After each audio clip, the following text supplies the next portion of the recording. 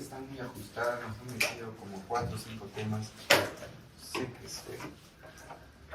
pero bueno, trato de hacer algo sencillito y más o menos les voy a contar cómo trataba de llevarlos por algo sencillito, ¿no? O sea, nos han metido lo que yo hacía, por ejemplo, en un tema solo beneficio Z, ahora me tengo 3 o 4 temas, entonces es un poco frustrante y sobre todo para que ustedes no se aburran, pero bueno, que oye, vamos a tratar de puntualizar ciertas cosas para que ustedes sepan, para que se lleven a la casa y estén preparados para su examen, etc. ¿Ya? Cuando hablamos de dislipidemia, es una patología muy frecuente, ¿no? Es muy común y creo que sí debemos de tener por lo menos una idea de cómo tratarlas o diagnosticarlas y sobre todo cuál es el impacto clínico de saber por qué tenemos que conocer dislipidemias, ¿no? Y en general es por alteraciones anormalmente altas o bajas de las lipoproteínas que son componentes del colesterol y sus partículas, ¿no?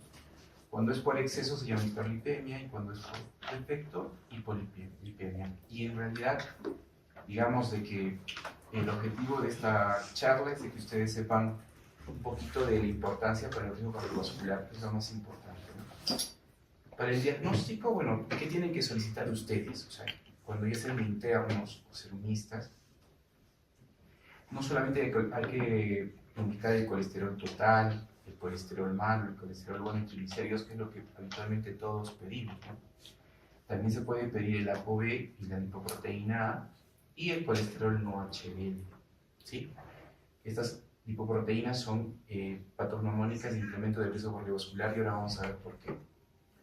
¿Y cuándo hay que solicitar el colesterol no HDL? Sobre todo cuando los triglicéridos son muy altos. Cuando tenemos pacientes con hiperlipidemia severa, por ahí, es mejor pedir colesterol no HDL. El colesterol no HDL incluye las partículas, el IDL, el LDL, el VLDL, algunos restos VLDL, remanente de kilomicrón y lipoproteína.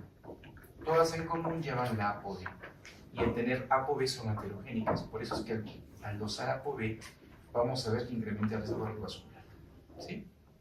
Y este colesterol no HDL más o menos tiene un peso similar al LDL en cuanto al riesgo cardiovascular, ¿no? Y se recomienda cuando tenemos más de 200 miligramos por decilitro de triglicéridos el cálculo, y el cálculo es esta formulita, que es el colesterol total menos el colesterol HDL. Es una forma de poder dosar este marcador de colesterol no HDL. La ApoB es una proteína heterogénica. La lipoproteína A, que es la otra interesante en esta charla, es muy heterogénica. También tiene una ApoB 100, ¿correcto? Y sobre todo, ¿qué tienen que saber? Que va a generar aterogénesis. ¿Por qué? ¿Por qué vías? La aterosclerosis, inflamación y antifibrosis, ¿correcto? ¿Y cuándo debemos de medir una lipoproteína A? La pregunta es, ¿cuándo tengo que medir una lipo A? Dicen que una vez por lo menos cuando una persona es adulta, sobre todo aquellos que tienen niveles muy altos de colesterol o un perfil lipídico alterado, aquellos que tengan antecedentes familiares de enfermedad cardiovascular precoz. Siempre pregunten a sus pacientes si algún familiar ha tenido algún tipo de evento coronario o cardíaco mayor no fatal, por ejemplo un ACV, un ictus, un infarto, sobre todo de edad joven, ¿ya? Y para que también es importante para reclasificar a pacientes como de moderado y alto riesgo, o sea, el dosar lipoproteína A positiva inmediatamente clasifica a un paciente como de riesgo cardiovascular moderado a alto. Entonces, si tienen un paciente y el paciente dice, no, mi tía hizo una ACV a los 35 años, estamos obligados a dosarle ApoB y lipoproteína A. O cuando tienes niveles muy altos de colesterol y no tienes otros factores de riesgo cardiovascular y piensas que es algo genético, hay que usarlo, ¿sí? Ahora, la clasificación de las dislipidemias pueden ser de dos tipos, fenotípico o en base a la etiopatogenia, ¿no? En base al fenotipo puede ser un predominio de colesterol, triglicéridos o ambos. Y eso ya lo vimos en bioquímica, ¿no? Cuando estudiamos bioquímica, ¿recuerdan? Había la clasificación de Fredrickson, donde por cultura general, esto no les voy a tomar, no se preocupen, pero para conocimiento, miren, tenemos la tipo 1 que es por kilomicrón, la 2A por LDL, 2B, LDL, y así por el estilo, ¿no? Y el patrón 5 que tiene, por ejemplo, kiloneutrones y VDL, ¿no?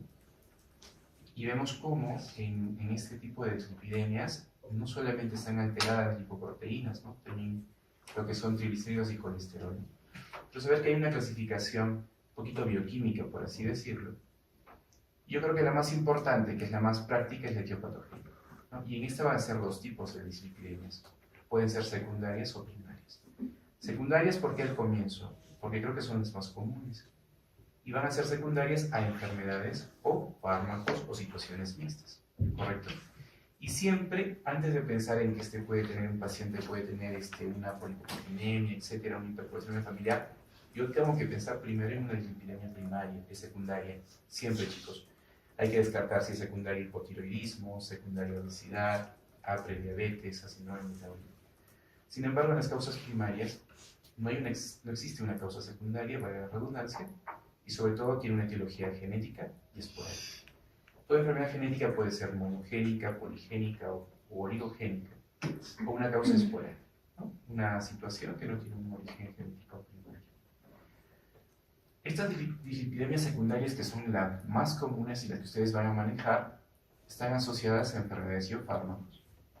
Y por ejemplo, cuando tenemos hipercolesterolemias secundarias, ¿qué enfermedades pueden tener?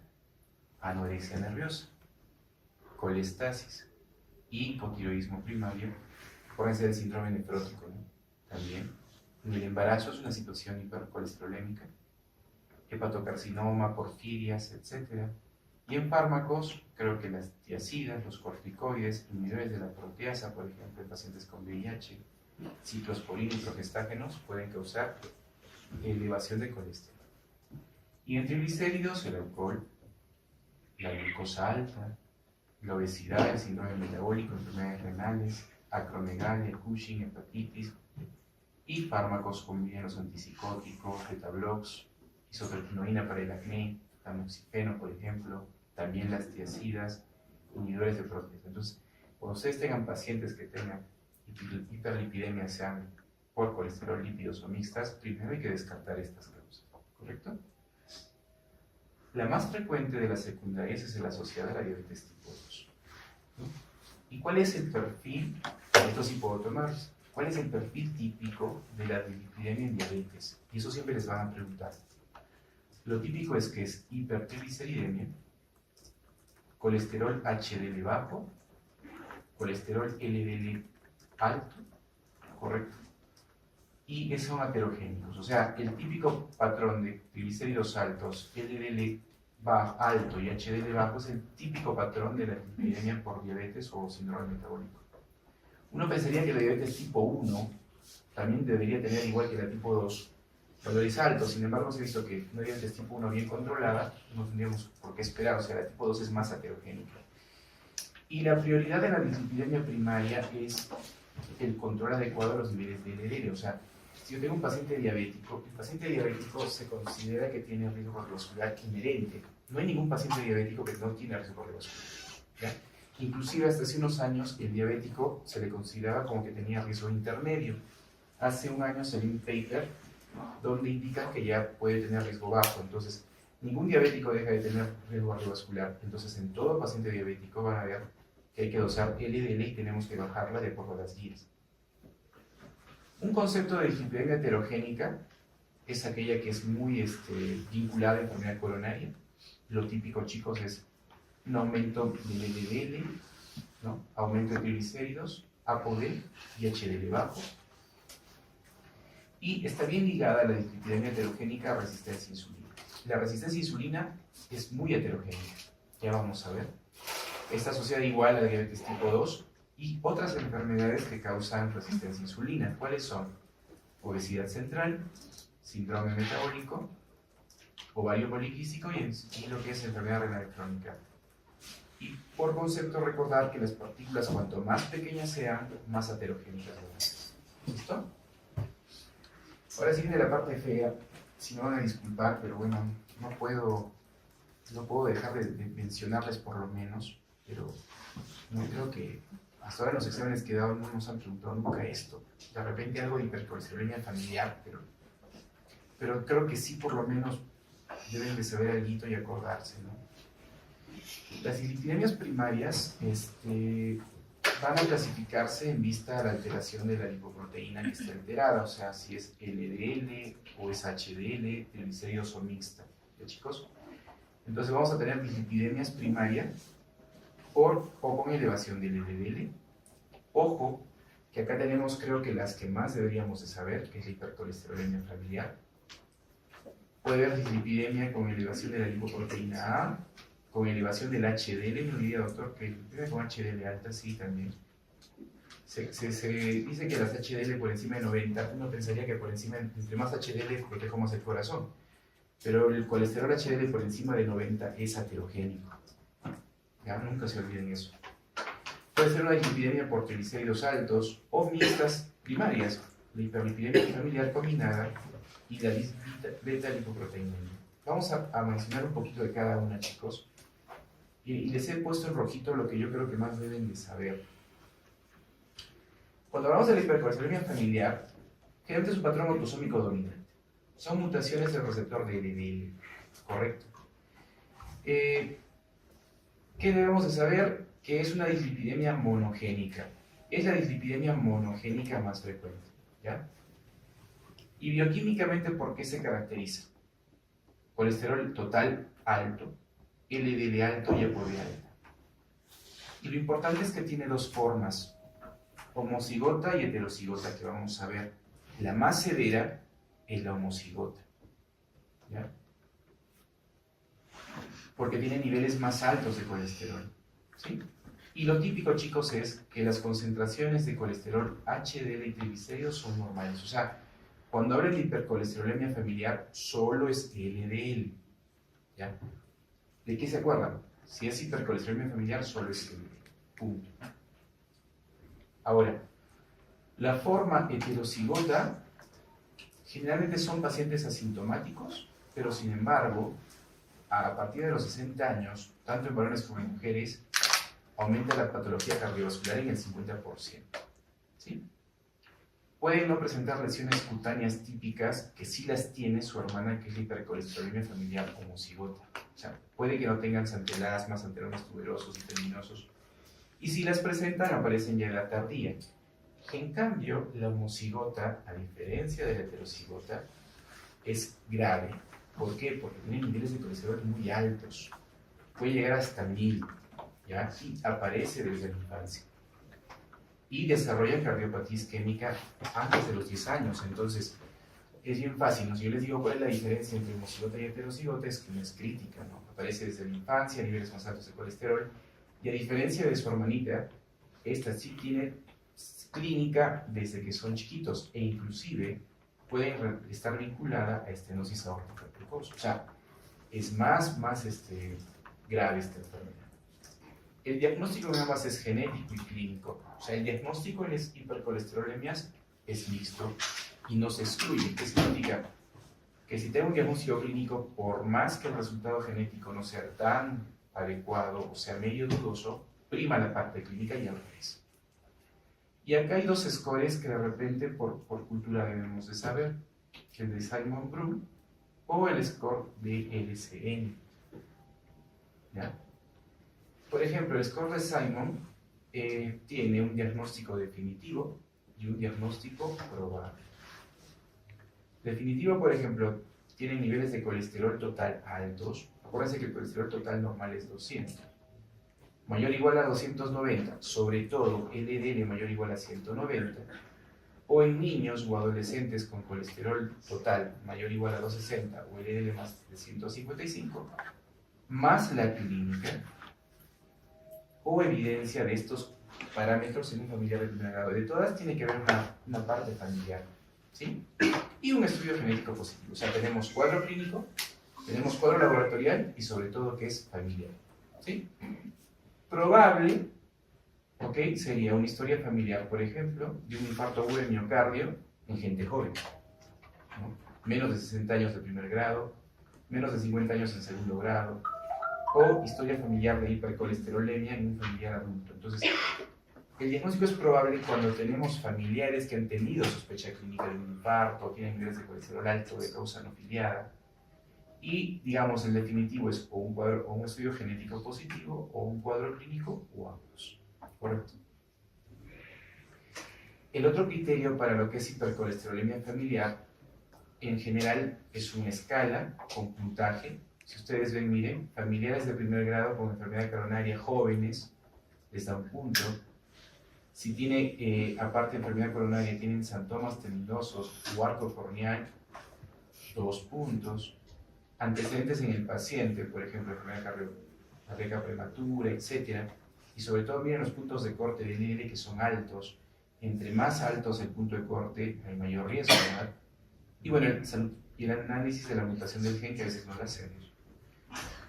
Entonces, por ejemplo, en este score se dice que el diagnóstico de certeza es cuando tenemos 8 o más puntos, probable de 6 a 7 puntos y posible de 3 a 5 puntos. ¿Ya?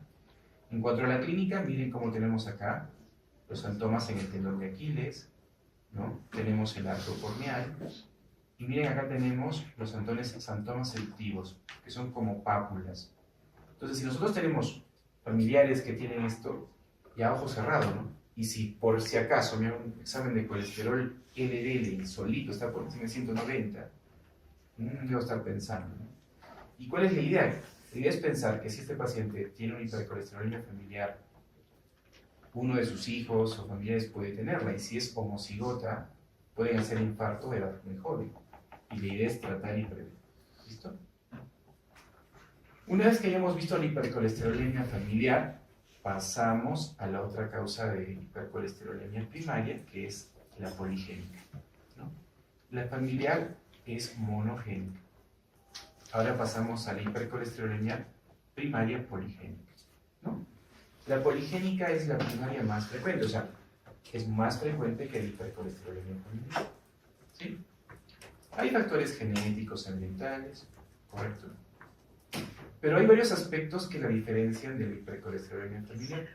Por ejemplo, el colesterol total no suele pasar los 300 miligramos, correcto. Hay HDL bajo y sobre todo que no hay mucho compromiso de familiares de primer grado. Si ustedes ven, en los criterios de acá siempre mencionan a familiares de primer y segundo grado. Acá solamente el 10% podría tener algún tipo de familiar. Y otra cosa es que no aparecen los santomas terminosos. Digamos que los santomas hasta ahora son patognomónicos del hipercolesterolemia. O sea, cositas que ustedes deben ir acordándose un poco para tener por lo menos una idea. Ahora, una vez que hemos visto colesterol, nos vamos a ir a la otra lipoproteína heterogénica, que es la lipoproteína A. Esta transporta principalmente fosfolípidos y, como ya habíamos visto, es muy heterogénica. Produce aterosclerosis, inflamación y antifibrinosis, o sea, es procoagulativa. Y aumenta bastante el riesgo revascular y calcificaciones vasculares. O sea, si nosotros vemos cuál de las dislipidemias causa más calcificaciones en las válvulas, sería la lipoproteína A. Generalmente válvula aórtica y estenosis aórtica de 2. Si les pongo cuál de las dislipidemias causa calcificaciones, es la lipoproteína A, que es bien heterogénica. ¿Ya? En este caso, el riesgo revascular está incrementado, ¿no?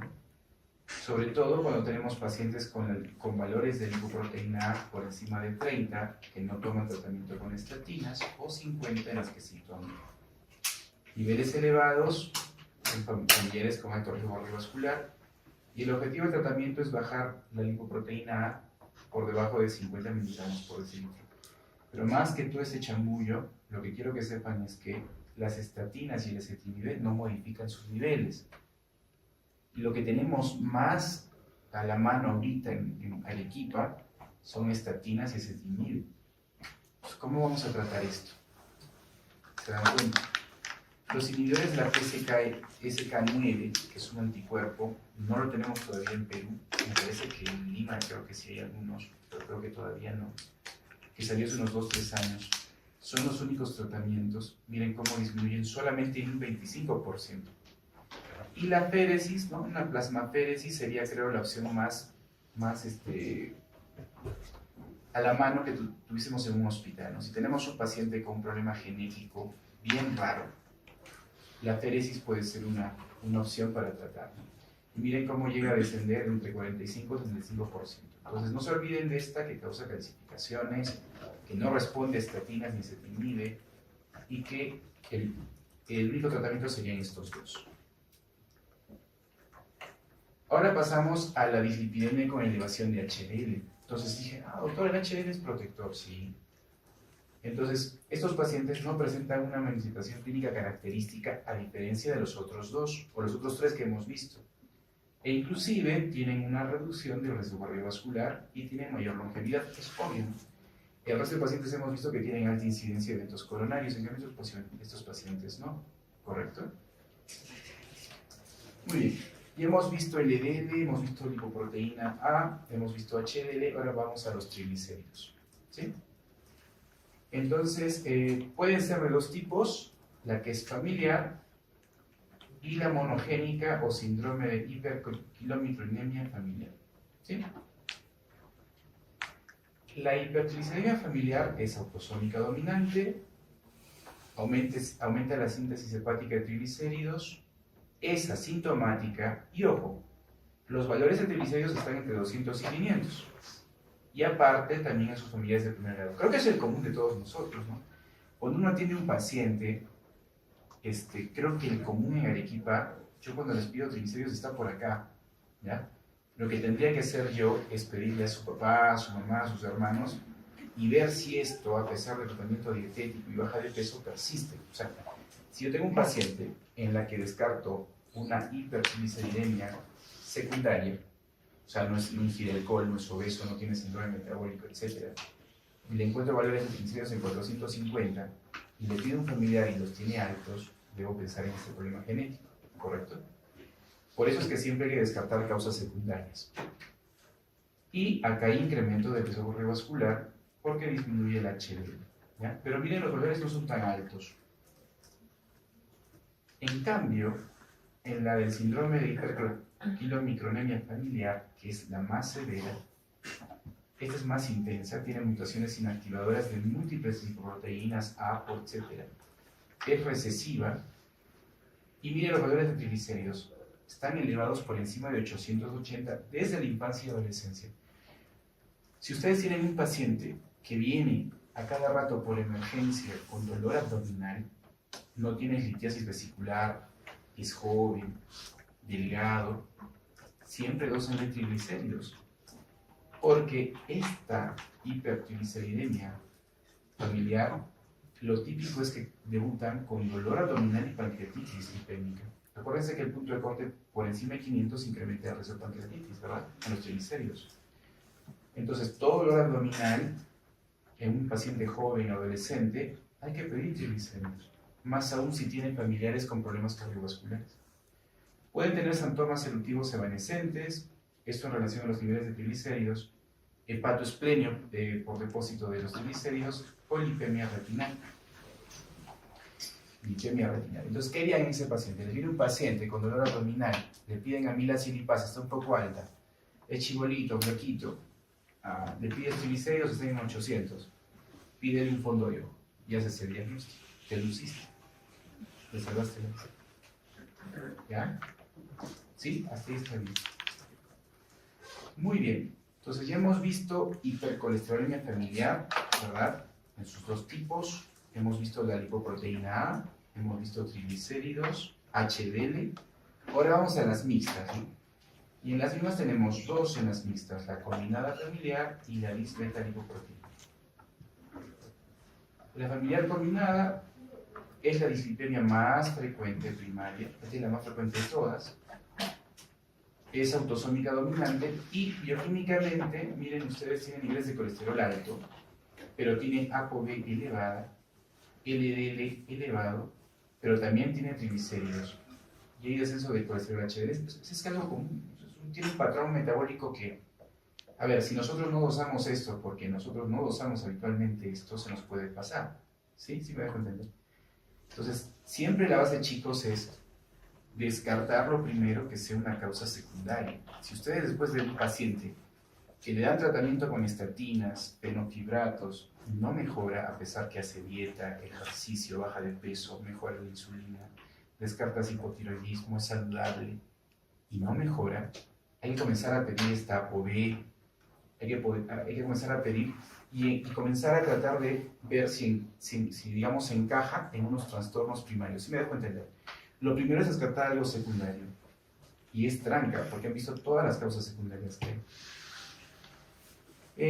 Tiene una variabilidad de presentación fenotípica, o sea, una persona puede tener síntomas y otra no, se presenta en la segunda década de la vida, y miren, para complicarnos más, está vinculada a resistencia a insulina y síndrome metabólico, o sea, nos fregó, lo mismo que otro paciente.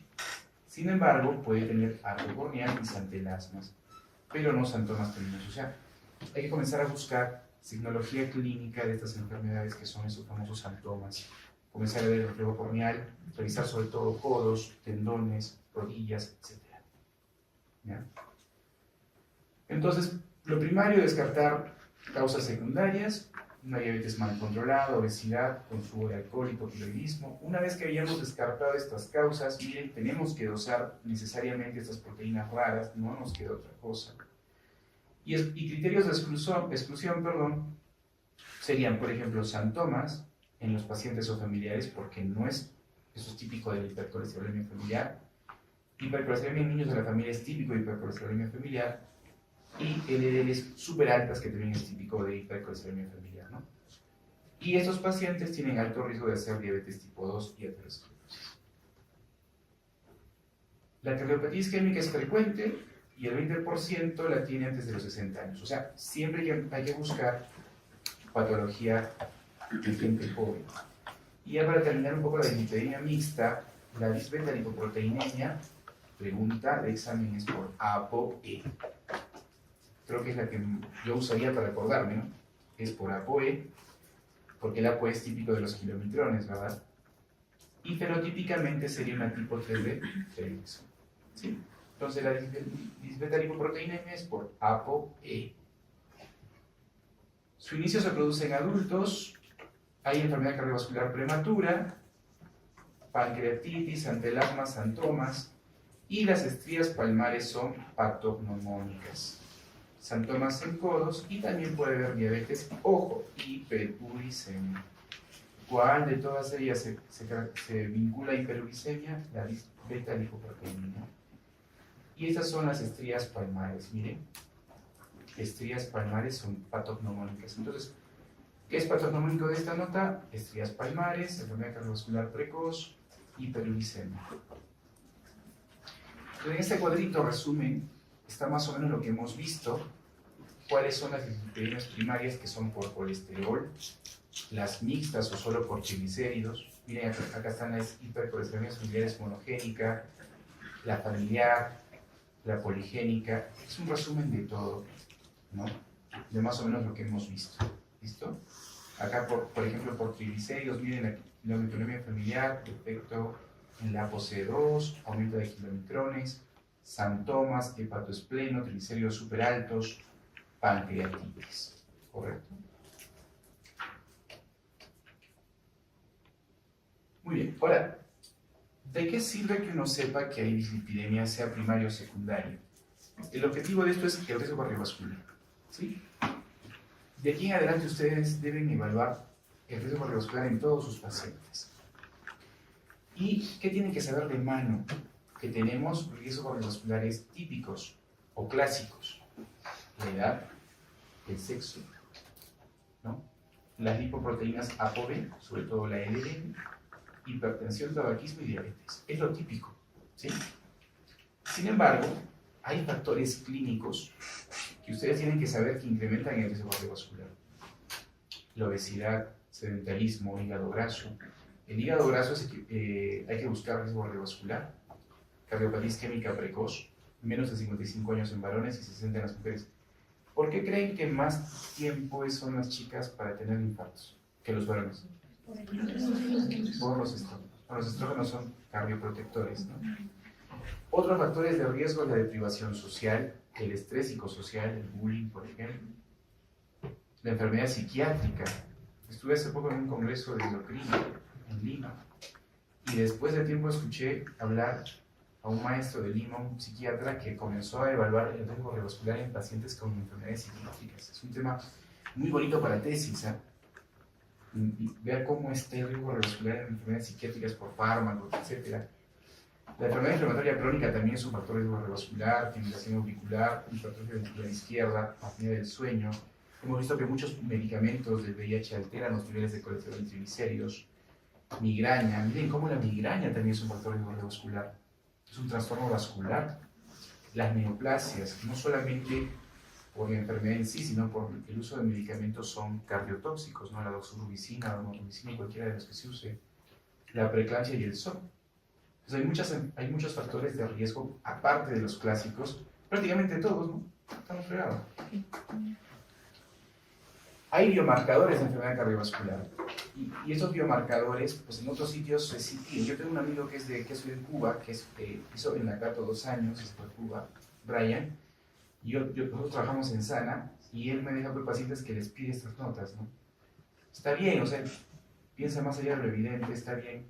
Pero miren cómo en Cuba, que, bueno, yo estuve explotando en Cuba un tiempo, son bien chancones los cubanos, pero tienen un nivel de medicina muy bueno. Y siempre hay que saber que ustedes tienen biomarcadores, aparte de la PCR, que tienen, ¿se acuerdan que les dije que el colesterol HDL más de 90 es factor de riesgo cardiovascular? Nunca se olvide. Los triglicéridos, la lipoproteína, niveles altos de ApoB. Esto, por ejemplo, lo usa Roe. En Arequipa Roe lo está usando. Entonces, si ustedes tienen en su práctica clínica, muchas veces cuando hagan su internado en hospitales del ministerio, a veces no va a haber acceso a estas cosas, ustedes pueden pedir apoyo a los laboratorios. Sobre todo cuando hagan pediatría, ¿no? ¿Y qué más tienen que saber para lo que es este riesgo cardiovascular? Lesión de órgano diana, o sea, daño de órgano crítico, ¿no? Por ejemplo, riñón, albuminuria, a nivel cardiovascular, aterosclerosis femoral o carotidia, pueden ser un score de calcio por tomo, un índice tobillo-brazo en lo que es ecografía, ¿no? Por ejemplo, o ver un engrosamiento focal en un ecodoppler carotidio. Entonces, si uno quiere buscar daño de órgano blanco, no tienes que... Puedes pedir una proteinuria, una microalbuminuria, una filtración glomerular. Si quieres ser un poco más fino, un score de calcio, una ecografía hepática para ver hígado graso, etc. Hay muchas formas de ustedes poder evaluar el riesgo cardiovascular en las personas, ¿no? Sin embargo, así como hay factores que incrementan el riesgo, hay factores que lo protegen, ¿no? Por ejemplo, la familia que tiene mayor longevidad en la casa o el HDL elevado sin que pase 90, también se han visto que son factores protectores, ¿correcto? ¿Y por qué es importante que ustedes sepan riesgo? Porque está vinculado a epidemias y sobre todo hay prevención primaria, chicos. Y la idea de prevención primaria es que ustedes eviten que sus pacientes tengan efectos cardiovasculares. Y en lo que se refiere a scores, esto es por ejemplo desde el score de Framingham, que ustedes tienen que saber. Yo siempre les pregunto a los chicos, algunos saben, algunos no. Supone que esto en cardiología les tienen que explicar. Díganme, por ejemplo, 3 tipos de scores para la enfermedad cardiovascular, ¿no? Framingham, el score AHA, o el score 2 o el score OP, que es en pacientes adultos, mayores. Son formas clínicas que yo no les voy a tomar qué significa cada uno, pero por lo menos que ustedes sepan que existe. Y ahora hay calculadores en su celular. Si ustedes encuentran este score, ahora hay el score Prevent también, que no lo he puesto aquí. Ustedes buscan en internet, bajan el app y ustedes calculan el riesgo. No hay ningún problema. Y no está mal que ustedes estén pasando visita y calculando sus riesgos. Yo creo que en toda parte del mundo ya uno utiliza los medios, ¿no? Antes nosotros teníamos que calcular Cocoprof, ¿no? 140 menos la edad. Ahora no, en el celular nomás y se acabó, ¿no? Y no se ve mal, ¿no? Porque al final, cuando ustedes tienen lo que es la evaluación de riesgo cardiovascular, ¿por qué es importante que ustedes sepan esto? Para prevención primaria aparte de individuos sanos, tenemos calculadores de riesgo cardiovascular que las aplicamos y lo que hacemos es clasificar a nuestros pacientes. Tenemos algunos factores que se pueden modificar y otros que no. Por ejemplo, el sexo no se puede modificar. Pero, por ejemplo, la obesidad sí. Los niveles de ApoB tampoco. O sea, hay que comenzar a buscar biomarcadores, buscar daño de órgano blanco y al final hacer prevención primaria, o sea, evitar que nuestro paciente haga enfermedad cardiovascular o una prevención secundaria. Por ejemplo, estos son todos los ítems que lleva el score, el score para lo que es enfermedad cardiovascular, que no es necesario que sepan, pero esto ustedes en una tablita En una app calculan esto y se acabó. Y una buena tesis puede ser evaluación del score que está en médicos que hacen emergencia, que hacen guardias. Porque se ha visto que cuando los médicos hacen guardias o emergencia, se invierte el ritmo circadiano y tiene mayor riesgo de diabetes, enfermedad cardiovascular. La pregunta es, ¿cómo están sus scores en esos pacientes?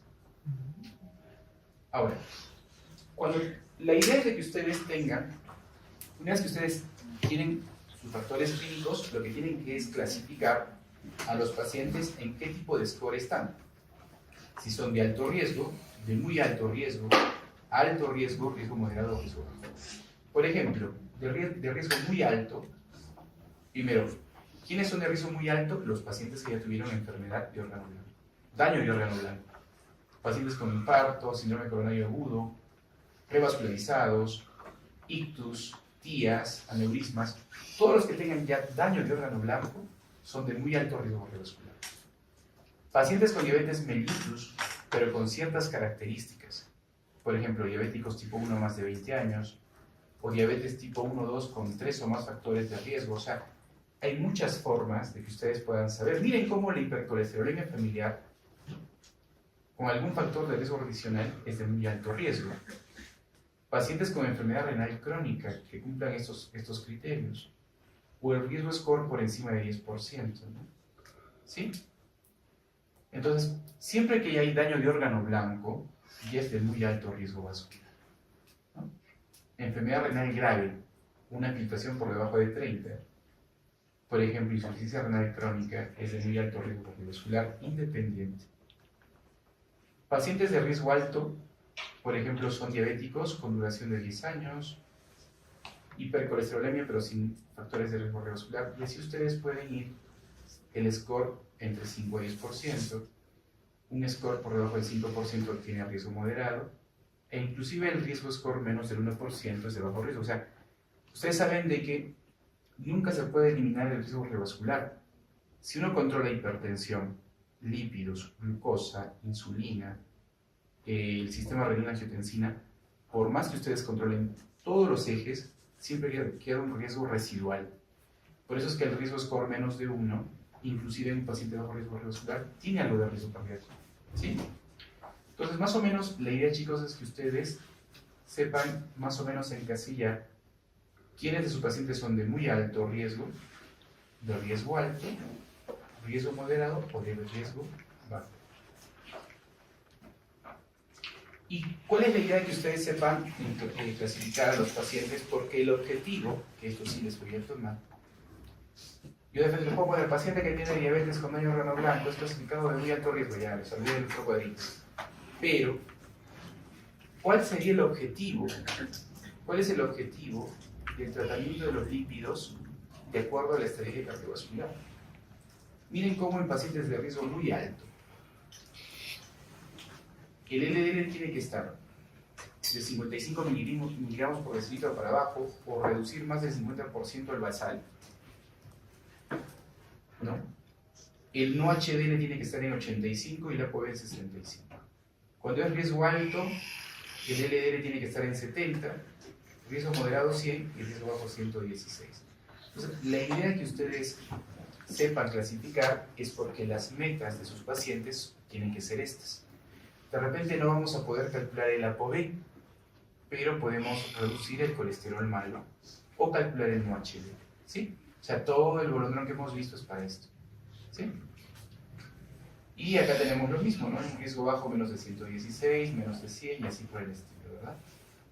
Me parece que de aquí sí le puedo tomar un examen, unas preguntas. ¿Están de acuerdo? Porque, o sea, esto es lo que yo creo que les pueden tomar en el examen. O sea, la idea de toda esta champaña, lo que les he visto, es que ustedes sepan clasificar a los pacientes en riesgo y tratarlos y tener metas de LDL en base al riesgo. Eso es lo que ustedes tienen que saber, chicos, ¿eh? ¿Listo? Con que me sepan, si yo te digo, a ver, en el teórico práctico, tienes un paciente que tiene un infarto y está haciendo falla cardíaca, tiene pequeños esfuerzos y el LDL está en 100, ¿cuánto tienes que bajarlo? Menos de 55 o menos de 50. Ay, sabe, ¿no? Porque es de un riesgo alto. ¿Sí me doy cuenta? Y si les pongo un caso clínico, es en bases. ¿Sí me doy cuenta? Guerra avisada no mata gente. El tratamiento, primero, si es una dislipidemia secundaria, el proceso fluorescente, y aparte del tratamiento con medicamentos está la dieta. El tratamiento no farmacológico es muy importante. Hay que controlar los otros factores de riesgo cardiovascular, como hipertensión y diabetes, y otras causas secundarias como hipotiroidismo, y hacer ejercicio físico, ¿ya? O sea, hay que hacer tratamiento no farmacológico. La dieta es el principal factor exógeno para controlar lípidos. Inclusive en los niños, donde a veces no podemos darles estatinas a cierta edad, solo nos queda dieta, ¿correcto? Factores dietéticos, hay que intensificarlos. El consumo de alcohol hay que bajar para los triglicéridos. Y la dieta mediterránea, chicos, ha demostrado proteger y tener un impacto en el riesgo cardiovascular. ¿Sí? Y si les pregunto, ¿qué dieta es la que se ha vinculado con mayor protección cardiovascular? La dieta mediterránea. Eso les pueden preguntar también en el examen. En cuanto a alimentos, frutos secos, miren cómo los frutos secos bajan el colesterol ligeramente. La proteína de la soya reduce el colesterol malo en un 3 a 5%, no mucho. Miren cómo la fibra sí baja más el LDL. ¿Y cuánto hay que comer de fibra? De 15 a 30 gramos, algunos dicen por día. La levadura tiene una estatina natural que se llama lovastatina, ¿no? Y miren cómo la levadura roja de arroz sí baja más colesterol LDL y triglicéridos, ¿no? Digamos, estos alimentos, la levadura roja de arroz y la fibra dietética tienen buen impacto.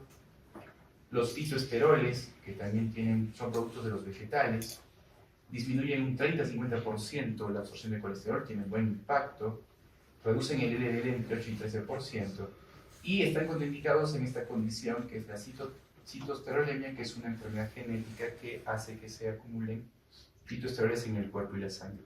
Pero clínicamente tienen tumores, ¿sí? El omega 3 también se ha visto, pero sobre todo el omega es para tratar triglicéridos, y esto lo apenas modifica el LDL, y esto está avalado por el estudio REDUCE-IT, en el cual 4 gramos diarios de EPA mejoró la tasa de evento cardiovascular. Entonces, si les dicen cuál es el más importante para bajar triglicéridos, el omega 3. Y el farmacológico tenemos todo este espectro: estatinas, ezetimibe, resinas, anticuerpos, los PKCKE9, que vamos a ver ahorita.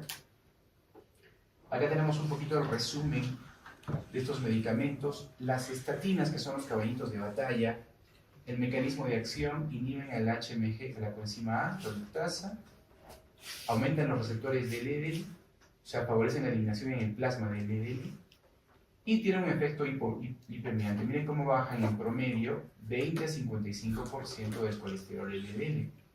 Efectos secundarios, lo más común: miopatía. La miopatía y artralgias. ¿Qué podrían hacer para diagnosticar miopatía? Ya por clínica le doy. Después, dosar CPK. Le dosa CPK, y si la CPK está alta, está haciendo miopatía. Y sobre todo la miopatía es más común cuando asocias a fibratos. Por eso, si le comienza a doler a un paciente, y mala suerte, y le estás dando una estatina con fibrato, gran posibilidad de que sea una miopatía por estatinas. Otra complicación es la hepatitis por estatinas. Se diagnostica cuando elevan las enzimas hepáticas por encima de 3 valores, el valor basal. A mí me gusta mucho pedir, antes de iniciar estatinas, un perfil lipídico basal, bueno, ya de por sí con un perfil hepático, para ver si hay hígado graso y hacer el score P4. No, eso no va a haber en gastro. Pero te permite tener enzimas basales y ver si esa es una hepatopatía por estatinas. Y ojo, que aumenta diabetes, aumenta el riesgo de diabetes. Las estatinas incrementan la glucosa. Pero riesgo-beneficio, las estatinas te mejoran el riesgo cardiovascular. Contraindicaciones: miren como en niños, gestantes y hepatopatía crónica y activa, no hay que dar estatinas. Y un poquito me salto estatinas porque acá les pongo las dosis. ¿Y qué tienen que saber? Esto sí les puedo tomar, porque yo no me acuerdo. Pero sí tienen que saber que las estatinas pueden ser de 3 intensidades: de alta, de moderada y de baja intensidad. ¿Listo? Y la atorvastatina puede ser de alta y moderada intensidad en base a la dosis. O sea, una atorvastatina, yo les pongo, en la siguiente marque usted la dosis de la atorvastatina intensidad. 40, 80, o sea, sí me dejo entender, ¿no? Cuando tú recetas atorvastatina entre 40 y 80 es de intensidad alta. ¿Qué significa? Que bajas el 50% del colesterol. O sea, ¿cuáles son las estatinas que tienen intensidad alta? Solo dos: atorva y rosul. ¿Correcto? ¿Listo? Muy bien. Tenemos el ezetimibe, que inhibe la absorción intestinal de colesterol, las resinas, que se unen a ácidos biliares y bloquean la captación hepática en la circulación intrahepática de colesterol, y los inhibidores de la PCSK9, que es un tipo de anticuerpo monoclonal, ¿no? que ayuda a mejorar el colesterol, y miden cómo las estatinas trabajan hasta un 55%, el ezetimibe trabaja 20%, las resinas 15-30%, pero el que más te baja es este, 60%.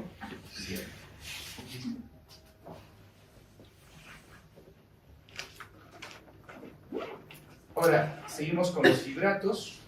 Tenemos el fenofibrato, fenfibrocil y bezafibrato. El mecanismo se une a los receptores de pipargama y inhiben la producción de VLDL. Es el tratamiento de primera elección en lo que es hipertrigliceridemia. Miren cómo bajan los triglicéridos hasta un 50%. El ácido nicotínico, que no tenemos aquí, y sí tenemos el ácido del omega 3. Digamos que para triglicéridos podemos usar fibratos y omega 3 en nuestra realidad. ¿Sí? Muy bien. Ahora, hay otros dos fármacos, el ácido bempedoico y el inclisiran. No tenemos el inclisiran acá, es una RNA de interferencia, también en el mecanismo del PCSK9. Miren cómo reducen 50% el colesterol y también un poco de triglicéridos, pero hace poco ya tenemos el ácido bempedoico. Y ahora en el mercado están viniendo preparaciones que quieren tratar de mezclar el ácido bempedoico con estatinas. Pero miren, les puse en rojo dos cositas que no causan. No causan miopatía, aunque si usas junto a estatinas podrías incrementar el riesgo.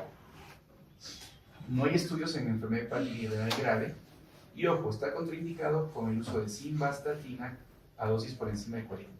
¿Correcto? O sea, el ácido bempedoico que de repente ustedes van a usar, ninguno de los visitadores nos ha dicho, no puedo usarlo usted, doctor, con la simvastatina porque ellos no saben. Pero para que ustedes sepan. Entonces, más o menos en la cadena de lo que es el metabolismo del colesterol malo para hasta los receptores, digamos que el ácido bempedoico actuaría a este nivel, las estatinas acá, para que no se forme mevalonato, la ezetimibe a este nivel, y al final los inhibidores acá abajo, o sea, bloquean todo. Y más o menos si ustedes suman, si las estatinas me bajan un 30-50, más ezetimibe un 10-20, estaría bajando un 60-70%. Entonces, si yo tengo un paciente que tiene 140 y es de muy alto riesgo y yo sé que tengo que bajarlo al 50%, con una estatina y una ezetimibe es suficiente. ¿Sí me dejo comprender? ¿Sí? Si le subo el ácido bempedoico, le bajo un poquito más, ¿no? Le bajo hasta un 28% más. O sea, el efecto sumatorio, chicos. Esta me baja 50, esta me baja 20 y abajo 70 y así por el estilo. ¿Sí? Muy bien, ahora hablemos del síndrome metabólico. Van a disculpar, pero me he metido estas clases las doctoras, allá. Y ojalá que... Les estoy poniendo lo puntual, porque sí sé que es aburrido. Si yo estaría en su lugar, estaría aburrido. Pero bueno, hay cosas que tienen que saber, caballeros. ¿Qué vamos a hacer? Ya les falta poco, chicos. Y la verdad ni me acordaba mucho. ¿Ya? El síndrome metabólico yo creo que sí está de moda. Y el síndrome metabólico es la coexistencia de obesidad abdominal o central, dislipidemia, que ya hemos estudiado algo, salud, hipertensión, alteración del azúcar, ¿correcto? Y pueden estar todos en el mismo paciente. ¿Y cuál es digamos, la situación en común? Que tiene que ver adiposidad abdominal y resistencia insulina, ¿correcto? O sea, la piedra angular del síndrome metabólico es la resistencia insulina, ¿correcto? Y para que haya resistencia insulina tiene que ver adiposidad central u obesidad abdominal. Entonces, en lo que es síndrome metabólico son pocas diapos, lo único para que sepan que hay criterios del ATP3, que era también un score cardiovascular, o de la IDF, que es la Federación Internacional de Diabetes, y más o menos acá nos ponen unos criterios, pero como somos latinos, ¿han visto la película de Happy Gilmore? Está buena, ¿no? Ya, para que se distraigan un poco. Como somos latinos y todo pone ahí, Nos vamos a acordar de ALAT. Veanla, está bien chistosa. En la clasificación ALAT es la Sociedad Latinoamericana de Diabetes. Y les pongo ALAT, ¿por qué? Porque si ustedes les preguntan algo en el examen del internado, o de... sí, del internado, ¿no? Les van a preguntar, porque miren, los parámetros de los perfiles de perímetro de cintura varían del IDF y del ATP3 a nosotros, ¿correcto? Y siempre puede ser una pregunta donde te digan cuáles son los criterios de síndrome metabólico en pacientes latinoamericanos, ¿correcto? Por ejemplo, el perímetro de cintura mayor o igual a 94 en varones, 88 en mujeres, triglicéridos por encima de 150 o que estén en tratamiento con polifemiantes. El HDL bajo, menos de 40 en el varón, menos de 50 en las damas. La presión arterial sistólica o diastólica un poquito elevada o en prehipertensión o en tratamiento hipertensivo. Glicemia normal, intolerancia al azúcar, o sea, no solamente es diabetes, puede ser glucosa alterada en ayunas o puede ser tolerancia al azúcar alterada o diabetes. Obesidad, y el criterio es una obesidad abdominal con 2 de los 4 criterios restantes. O sea, si tengo un paciente con obesidad central, que es esto, y tengo, ponte, una glucosa en ayunas en 115 y tengo triglicéridos en 170, ya tengo síndrome metabólico. ¿Sí? Y acá sí les puedo preguntar. Y está fácil, está más fácil esto. ¿Y cuál es la fisiopato? Bueno, es bien compleja, pero en general el mecanismo es que hay una resistencia a insulina. Y resistencia a insulina es lo mismo que inflamación crónica. Inclusive cuando el doctor Samer mañana les haga la clase de diabetes, que yo así me la robo, nos quemaron porque nos han hecho hacer clases que no hemos hecho en años, pero en el octeto minoso de Fronson, si Samercito les va a hablar de Fronson es un pata que se dio bien diabetes, y actualmente de los 8 que él describió hace años, actualmente hay 12 o 13, y uno de ellos se llama inflamosoma. Entonces, en el síndrome metabólico hay resistencia a insulina y hay un cuadro inflamatorio crónico.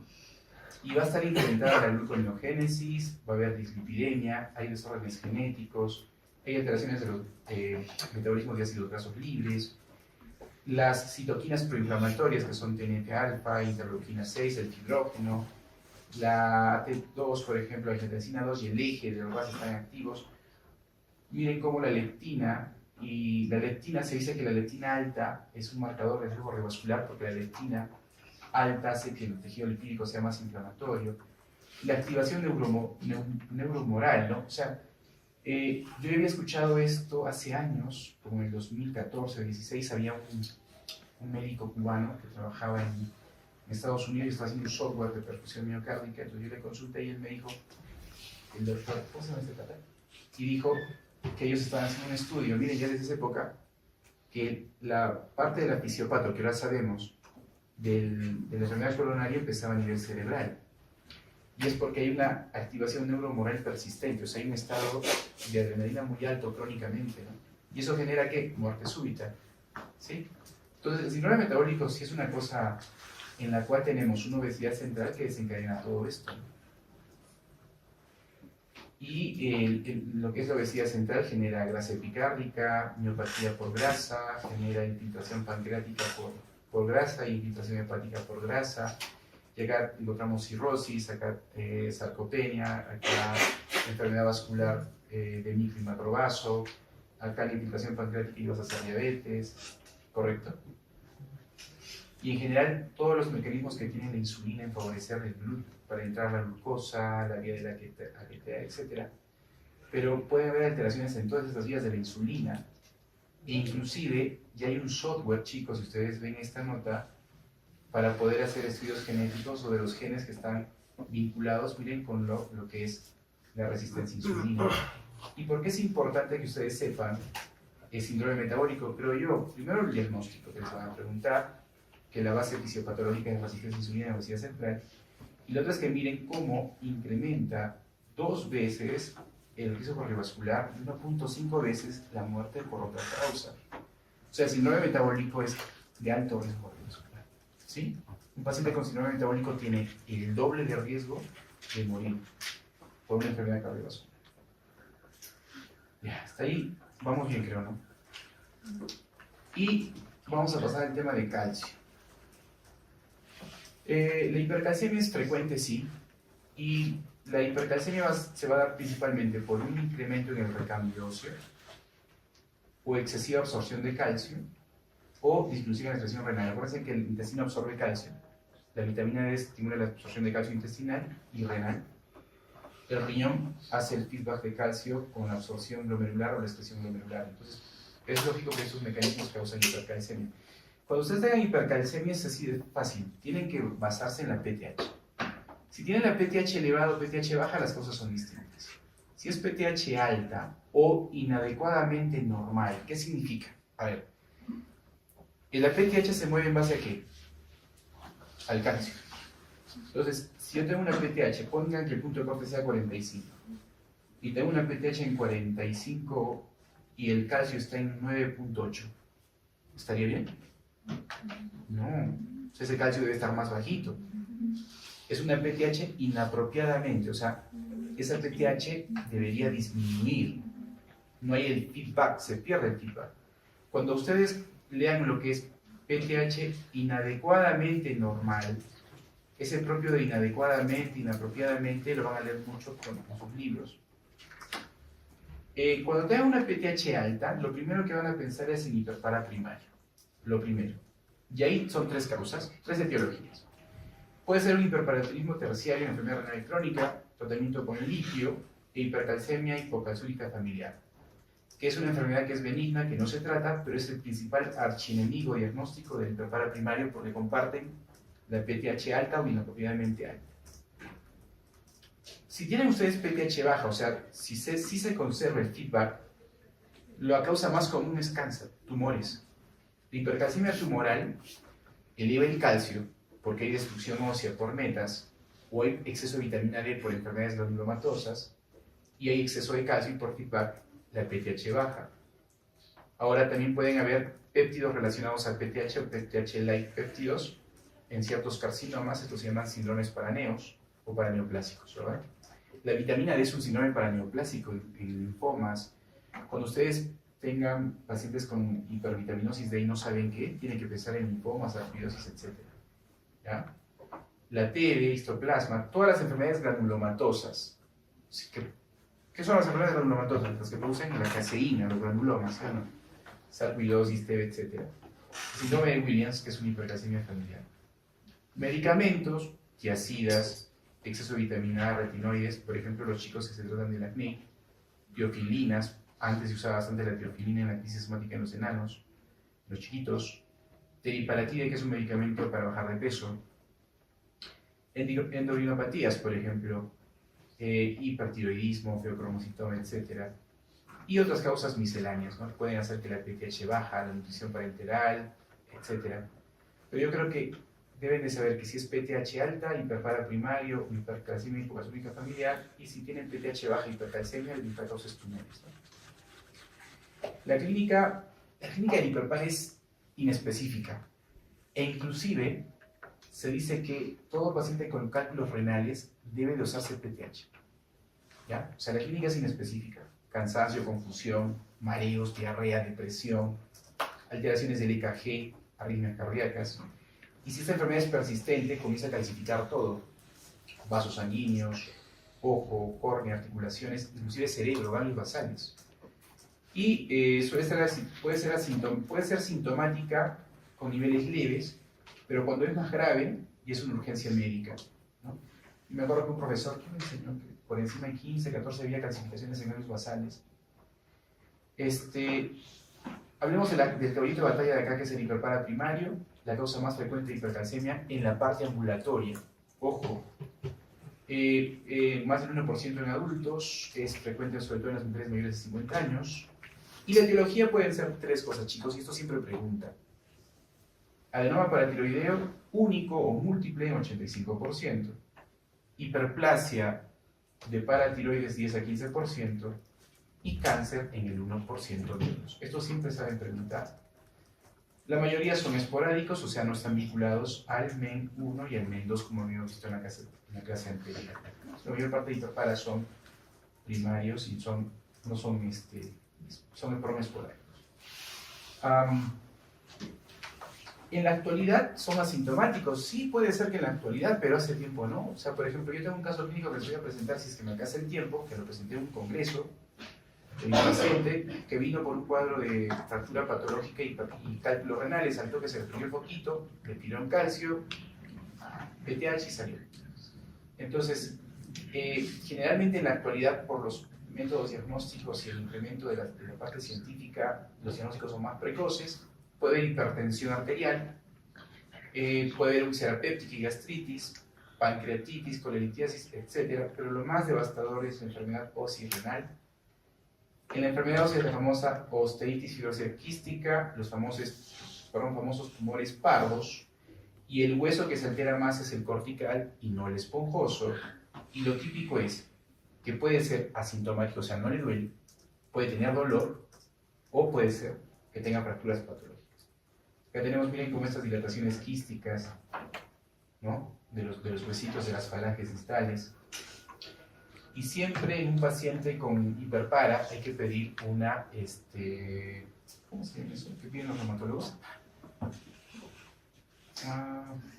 ¿Qué tiene el score? Densitometría. Sí, siempre hay que pedir densitometría, chicos, en el hiperpara. La clínica, la afectación renal pueden ser tres cosas: nefrolitiasis, nefrocalcinosis, insuficiencia renal y concentraciones de la orina. Miren cómo este riñón está calcificado. ¿Alguien me dice cómo se llama el riñón de la TBC calcificado? Mástica. Riñón mástica. Nefrocalcinosis. Entonces, para que la balanza se altere a la nefrocalcinosis, tiene que haber mayor nivel de calcio y mayor nivel de PTH. ¿Correcto? Así de sencillo. ¿El diagnóstico cuál va a ser, chicos? Hipercalcemia con PTH elevada o una PTH que esté normal y que no haya bajado. Si tienes una PTH normal y tienes el calcio alto, la PTH debió bajar. Así de sencillo. En unos casos puede haber el hiperparatiroidismo normocalcémico, o sea, tienes PTH alta también, pero con calcio en el límite, también puede ser una forma de presentación. Puede haber hipofosfatemia. Acuérdense que la PTH reabsorbe sodio y bota fósforo, el fósforo va a estar bajo. La vitamina D va a estar normal, pero la vitamina D activa, puede estar alta, sí, puede estar alta. Va a haber hipercalciuria porque botas calcio. Y ojo, chicos, este índice calcio-creatinina que si ustedes ponen en internet les calcula, tienen que dosar el calcio en orina, el calcio en sangre y la creatinina en orina y la orina en sangre. Para decir que es hiperparaprimario tiene que estar por encima de 0.02, ¿correcto? Y ayuda mucho a diferenciar de su enemigo, que era la hipercalcemia hipogalcémica familiar. En cuanto al tratamiento del hiperpara, lo más importante es la localización preoperatoria. Entonces, para localizarlo preoperatoriamente tenemos estudios diagnósticos, sí, gamografía con MIDI, ecografía, tomo y rezo, arteriografía, inclusive cateterismo venoso, para ver de qué lado está funcionando más, y el PET con colina, que es una técnica de medicina nuclear que no tenemos acá en el Perú, que es muy buena para ver sobre todo los adenomas paratiroideos. Entonces, la gamografía y la ecografía son lo que más tenemos a la mano, ¿no? Inclusive la ecografía tiene series donde es superior a la gamografía, ¿sí? Pero para que sepan qué estudio se pide: gamografía con MIDI, ecografía, tomo, rezo, arterio y PET con colina. Ahora, ¿todos los hiperpara primarios se operan? No. ¿Poco? Solo se operan los que tengan estos criterios. Si es un hiperpara primario sintomático, todos los pacientes deben operarse, salvo que haya una contraindicación. Si es asintomático, hay que pensar. Por ejemplo, si tiene menos de 50 años, el calcio está por encima de 1 miligramo por decilitro, si hay afectación ósea y afectación renal, aunque sea asintomático, debe operarse. O sea, si yo tengo un paciente que es asintomático pero tiene daño renal, se opera. Si tengo un paciente que no tiene síntomas pero tiene un calcio alto y ya tiene compromiso óseo, miren cómo en la densitometría tiene osteoporosis, se debe operar, porque ese paciente en cualquier momento se fractura. ¿Sí me dejo entender? Entonces hay criterios que hacen que el hiperpara sea quirúrgico. Acuérdense que cuando hay daño renal, lo primero, ya con una caída de menos de 60 y daño renal, ya comienza a ser severo, ¿no? ¿Qué tratamiento quirúrgico tenemos nosotros? La exploración de las 4 glándulas O sea, que el cirujano entre a ojo ciego porque no sabe dónde están ubicadas. Es el procedimiento de lesión, pero en pacientes donde la gamografía fue negativa, la ecografía no encuentra, tienes que entrar. O sea, si tengo un paciente que tiene hiperpara con indicaciones quirúrgicas y en los estudios de diagnóstico no encuentras dónde está ubicado, tienes que entrar porque el paciente igual puede fracturarse o hacer falla renal. En cambio, la cirugía mínimamente invasiva es cuando ya tenemos ubicada la lesión. Por ejemplo, si tengo un adenoma paratiroideo, el cirujano, inclusive con cirugía radioguiada que hacemos nosotros en el hospital, saca solamente la lesión, ¿correcto?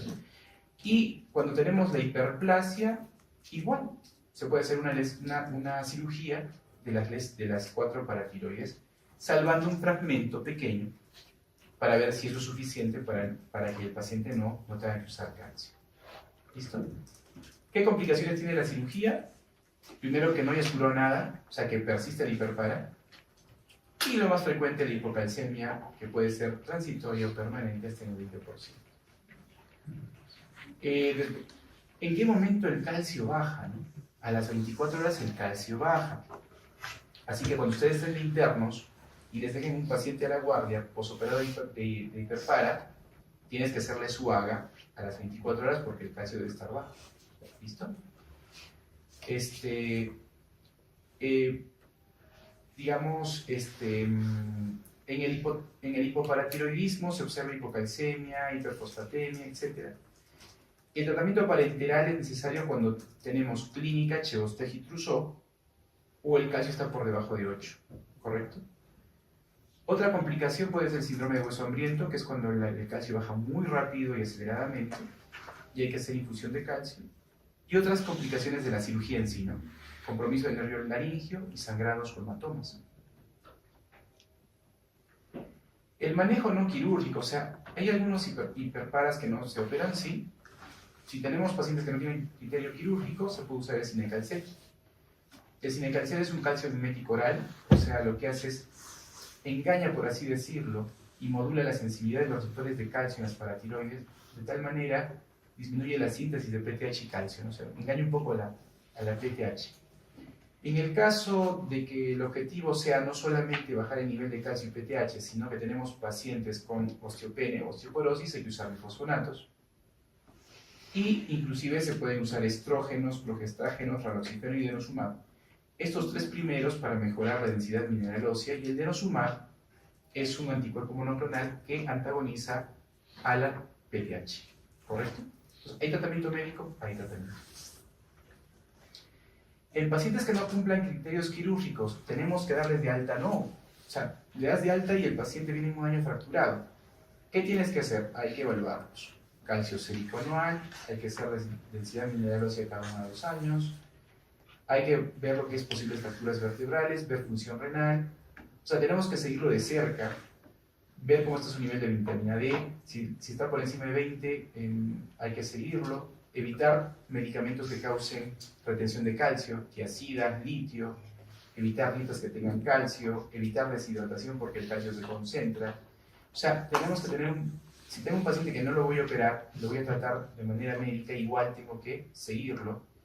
Y fomentar sobre todo buena hidratación y ejercicio físico saludable. Entonces, si yo tengo un hiperpara primario asintomático, primero busco criterios.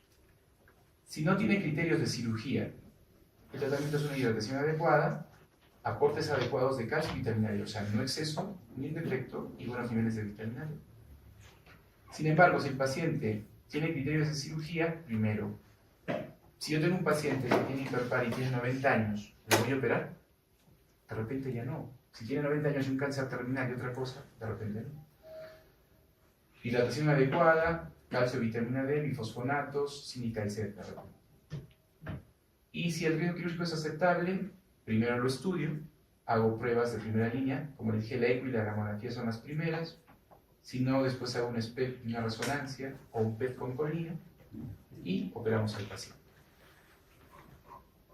Ahora, digamos, el archienemigo de este hiperparatismo primario es esta patología que es benigna, que es la hipercalcemia hipocalciúrica familiar. Ya por el nombre, botas poco calcio, ¿correcto?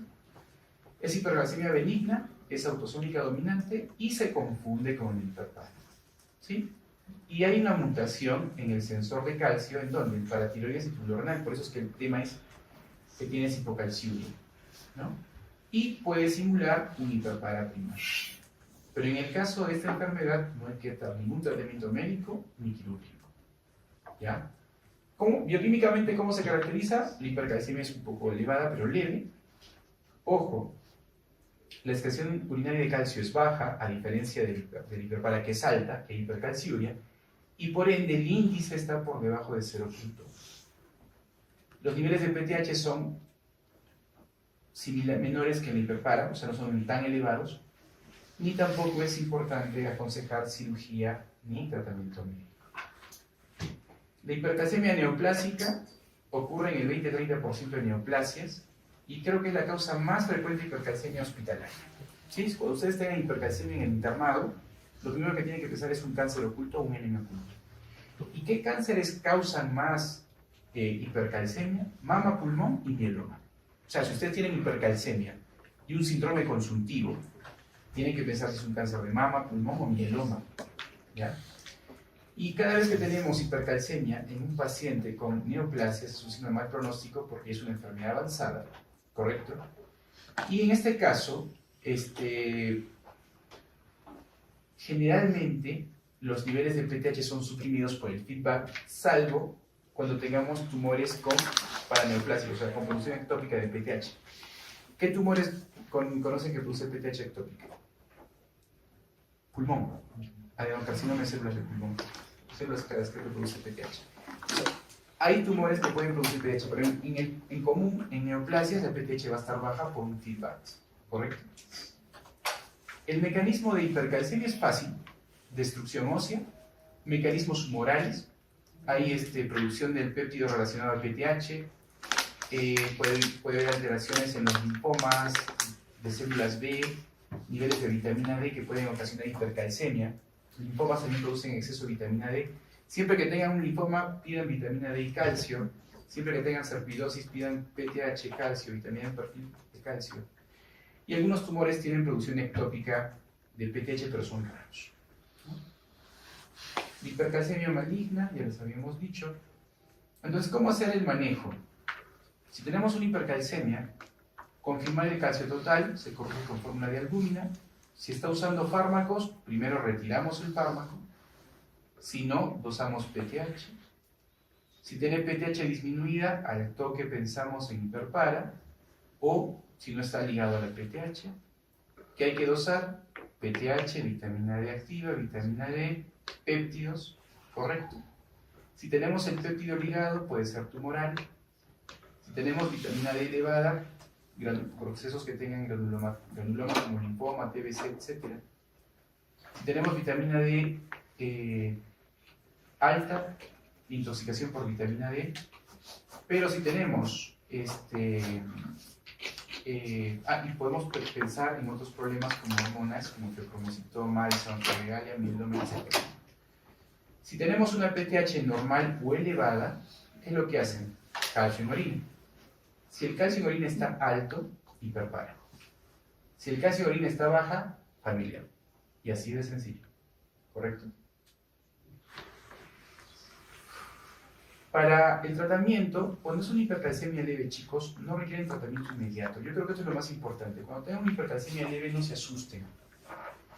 ¿Y qué es lo primero que tienen que hacer?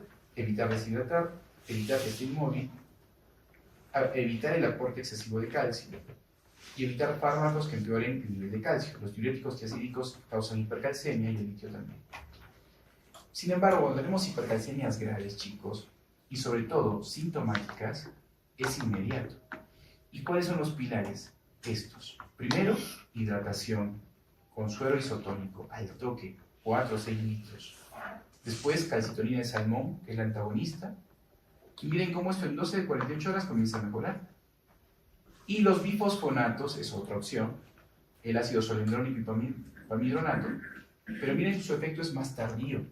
Lo primero que tienen que hacer es hidratar, chicos. Hidratar y colocar. Nosotros no tenemos calcitonina acá en Perú. Hidratamos y colocamos bifosfonato. Lo que va a actuar al toque es el suero salino. El bifosfonato va a aparecer a los 2 o 4 días. El denosumab tenemos acá, se llama la Prolia. es un antagonista del PTH, también se puede dar. Pero ¿en qué caso daríamos denosumab? Los glifosfonatos no se pueden dar por debajo de depuraciones de 30, y el denosumab sí. Entonces, si yo tengo un paciente con una hipercalcemia severa, con una filtración en 10, caballeros, le podría dar denosumab o hemodiálisis. Si el paciente tiene una clínica neurológica, significa que el calcio está alto. Cuando el paciente ya tiene confusión, estupor, etc., el calcio debe estar alto. Inmediatamente tienen que pensar en diálisis, chicos. ¿Ya?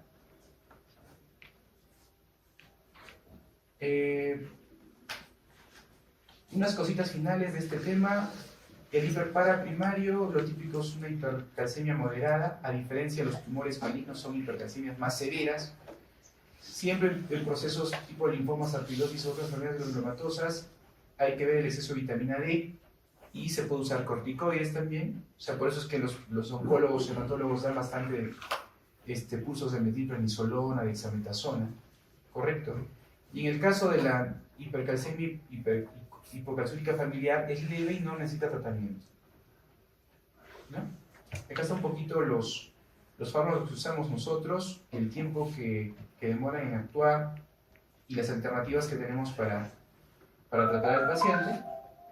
Y por ejemplo, hay una guía de lo que es emergencia en estados de hipercalcemia en adultos. Como les dije, lo primero es hidratar al paciente con un suero isotónico, 4 o 6 litros en las primeras 24 horas, salvo en pacientes con enfermedad congestiva cardiovascular, donde sí, caballeros, de repente hay que hacer la diálisis, hidratar y dializar.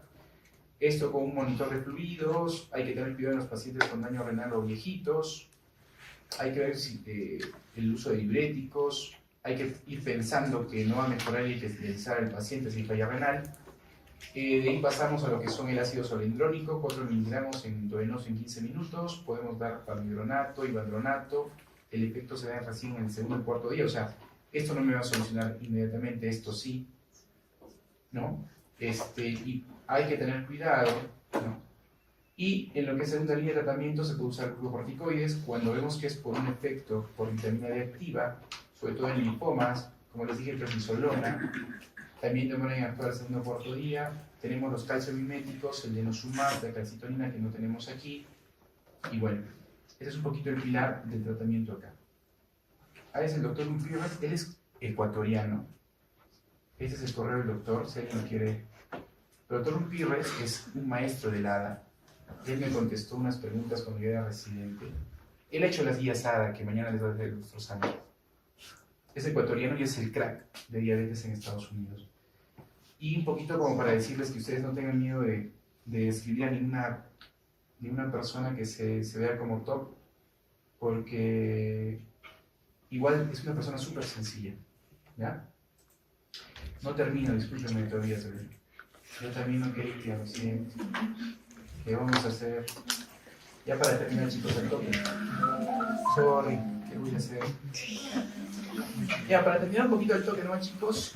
Y al otro punto, la otra cara de la película, la hipocalcemia. Causas de hipocalcemia, PTH baja, por eso se llama hipoparatiroidismo, ¿verdad? El hipoparatiroidismo puede ser hereditario o puede estar acompañado de hitomagnesia. El hipoparatiroidismo primario hereditario, hay síndromes que están vinculados. Uno es el síndrome de George, que los han debido leer ustedes en patología de Robbins, que tienen la diastasis de los dientes, macroglosis, son altos. Están vinculados al hipoparatiroidismo. El síndrome plurigranular autoinmune es un síndrome que causa daño de órganos. Por ejemplo, se acompaña de hipotiroidismo, de Hashimoto, falla suprarrenal. Hay situaciones que también se acompañan de hipomagnesemia, primaria o secundaria, están bien vinculadas las dos. Y a veces tenemos pacientes que pueden tener hipocalcemia con PTH elevada, porque se produce un hiperparatiroidismo secundario a una respuesta a hipocalcemia, porque ese paciente tiene hipocalcemia, pueden tener PTH elevada. ¿Qué causa puede causar hipocalcemia? Con PTH alta, vitamina D baja. La vitamina D baja, ¿qué va a causar? Hipocalcemia por no reabsorción. La PTH sube como feedback, correcto. Raquitismo, la misma nota. Hay resistencia a la vitamina D. Resistencia a la acción de la PTH, lo que es el pseudo-hipoparatiroidismo. La enfermedad renal crónica, acuérdense que en el riñón la vitamina D se activa en cierta parte causa hipovitaminosis D. Puede haber pérdida de calcio en la circulación en ciertas situaciones clínicas como tercer espacio, alcalosis respiratoria, o uso de fármacos como bifosfonatos de denosumab. Todas estas son causas de hipocalcemia, pero con PTH alto. Si yo tengo una hipocalcemia, lo que tengo que decir, esta hipocalcemia, primero, estará acompañada de niveles de fósforo. ¿Cómo están los niveles de fósforo? Porque en base a eso vamos a ver. Si el nivel de fósforo está normal o bajo, lo que sigue es medir vitamina D. Correcto. Si el fósforo está bajo y la vitamina D baja, es una vitamina D baja. Correcto. Si el nivel de fósforo está normal o bajo y la vitamina D activa está normal, puede ser un raquitismo tipo 1 o raquitismo tipo 2, porque hay resistencia a la vitamina D. La vitamina D activa va a estar alta porque no puede actuar, entonces va a haber una superproducción. Si yo tengo niveles de fósforo altos, hay que medir PTH. Si la PTH está alta o baja, diremos si es un poliglandular, una enfermedad renal crónica o un hipoparatiroidismo porque hay una lesión de células de PTH. ¿Correcto? La clínica es neuromuscular, neurológica, espasmos carropedales, musculares, Chevostet-Trousseau, QT prolongado y onda T invertida. Esto siempre es típico, chicos, les pueden preguntar en el examen. Hallazgos de hipocalcemia, QT prolongado y T invertida en la clínica, y puede haber cataratas. ¿No? Otras causas pueden ser causas genéticas, el síndrome de George, el síndrome de Kenny-Caffney, que es un síndrome de tumores. Es un síndrome que se asocia con retraso mental, mutaciones, enfermedades que infiltran paratiroides, podría ser hasta sarcoidosis, o pacientes que han recibido yodo radioactivo y el yodo radioactivo ha quemado las paratiroides, pues son viento, infección por VIH y sepsis por gram negativos. Características analíticas, siempre hay que dosar el nivel de PTH, hay que ver el nivel de fósforo y hay que ver la respuesta de cómo se modifica la PTH tras el tratamiento con fósforo y calcio. El pseudohipoparatiroidismo, que es una resistencia a la PTH, ¿no? Sobre todo es hereditario. Y existen dos fórmulas, dos presentaciones, perdón. La tipo 1 y la tipo 2. La tipo 1 puede ser la 1A y 1B. Y la única forma de saber esto es un estudio funcional, que es infundir PTH, para poder diferenciar los dos tipos, ¿no? Entonces, tú infundes PTH y lo que vas a ver es la respuesta de la PTH a nivel sérico. Vas a ver viabilidad. O sea, se supone que la PTH es una resistencia a la acción periférica de los tejidos a PTH, ¿verdad? Si tú lo infundes y no hay respuesta, es un diagnóstico de un pseudohipopara. Acá tenemos el tipo 1 y tipo 1A y tipo 1B, algunas características para que ustedes tengan. Por ejemplo, yo he visto un caso de esos en el hospital, un niñito. La tipo 1A está vinculada a la osteodistrofia de Albright. La osteodistrofia de Albright también es el síndrome del EMI. O sea, la mitad del cuerpo tiene lesiones y la otra mitad no tiene las lesiones. Es un trastorno genético y miren cómo no solamente hay resistencia en la tipo 1 a paratiroides, hay resistencia a la TSH, resistencia a la GnRH, o sea, hay resistencia a múltiples hormonas. Ustedes acuérdense que el pseudohipopara tipo 1A tiene resistencia a múltiples hormonas. El tipo 1B tiene unas modificaciones clínicas distintas, ¿no? Y no está vinculado, por ejemplo, a esta resistencia no solamente a la hormona paratiroidea. Por ejemplo, esto es típico, miren el acortamiento del cuarto y quinto dedo en lo que es la osteodistrofia de Albright. El tipo 2 es una patología muy rara, es mucho más poco frecuente que la tipo 1A y tipo B, y el patrón metabólico es hipocalcemia con hiperfosfatemia y PTH alto. Si ustedes ven, la PTH puede estar alta en la tipo 2 por un mecanismo compensador. Y finalmente, para lo que es el tratamiento agudo de la hipocalcemia, que sí deben de saber, cuando yo tengo un nivel de calcio que está por debajo más o menos 1.9 milimoles por litro, más o menos es por debajo de 7, lo que tenemos que hacer es dar un conato de calcio al 10%, podemos dar una ampolla de 10 en 100 centímetros cúbicos de cloruro al 1 normal o dextrosa cada 10 a 20 minutos y ver con monitoreo del electrocardiograma. O sea, primero le pones el electro al paciente, le infundes el gluconato de calcio en dextrosa o en cloruro, lento, y vas viendo la respuesta. Si a pesar de eso no hay respuesta, chicos, hay que hacer infusión. ¿Y cómo se prepara la infusión? Nunca se olviden, ¿no? Son una solución de 1000 centímetros cúbicos de cloruro de sodio o dextrosa y le ponen 100 centímetros cúbicos de gluconato de calcio y se infunde a una velocidad de 50 cc hora regulable y van midiendo los niveles de calcio cada 4 a 6 horas. O sea, cuando tienen hipocalcemia severa, pueden usar lo que es bolos de gluconato de calcio y si no hay respuesta, infusión de gluconato de calcio. ¿Correcto?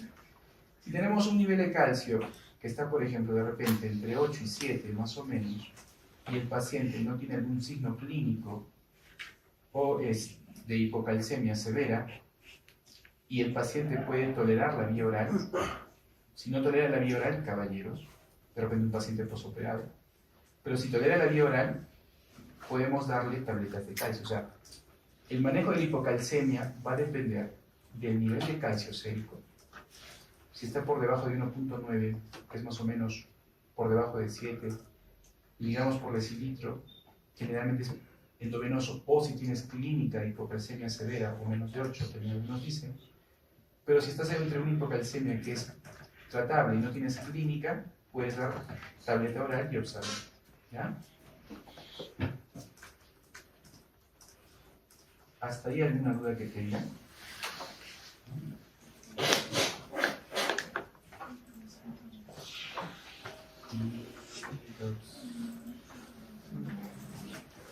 Y este es el caso clínico, no lo tengo, pero este es un caso clínico que presentamos en el hospital cuando era residente endocrino. Es un caso que tuvimos de un hiperpara por un adenoma paratiroideo intratiroideo. Normalmente los adenomas son retrotiroideos, pero este era un adenoma paratiroideo intratiroideo. Y si ustedes ven... Ah, no se ve. ¿Cómo lo ven?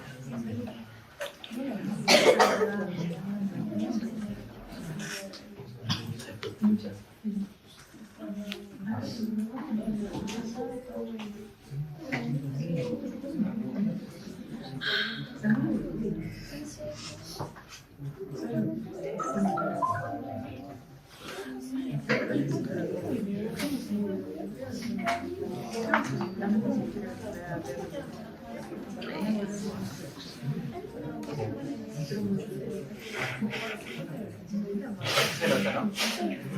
Entonces, miren, el paciente que tuvimos era un varón de 27 años, o sea, no es una mujer más de 50 años como la que lo dice, no tenía ningún antecedente de importancia, 7 meses de enfermedad, cosaje izquierda y lumbago, en la taja de una lesión lítica interfracantérica en cadera izquierda, y en la biopsia salen células de tumores pardos, ya habíamos dicho que hay tumores pardos, y en la toma encontraron cálculos renales.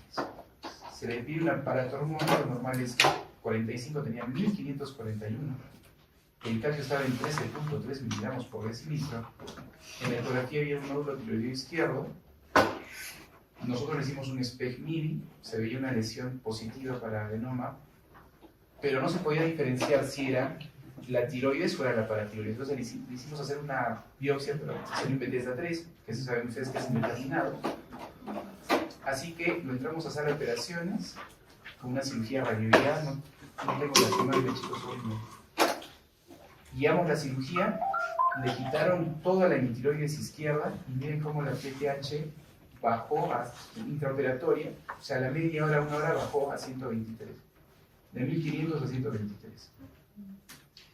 Y API, como dice el chinito, API.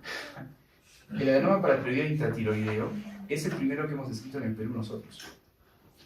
Nosotros tenemos este primer caso y esto lo presentó en Argentina. Esta lesión es rarísima, ¿ya? Y fue importante, primero como les dije chicos, todos los pacientes que tengan cálculos renales hay que buscar hiperpara. Cuando ustedes tengan pacientes con cólico renal, pídanle el PTH y el calcio, no pierden nada, ¿ya? Y en este caso, hicimos no solamente imágenes de ecografía, tomos, sino también hicimos el SPECT-MIDI que les he mostrado, que ayudó mucho al diagnóstico del paciente y hicimos una cirugía radiológica. ¿Ya? ¿Hasta ahí alguna duda que tengan? ¿No? ¿Preguntas? Tampoco.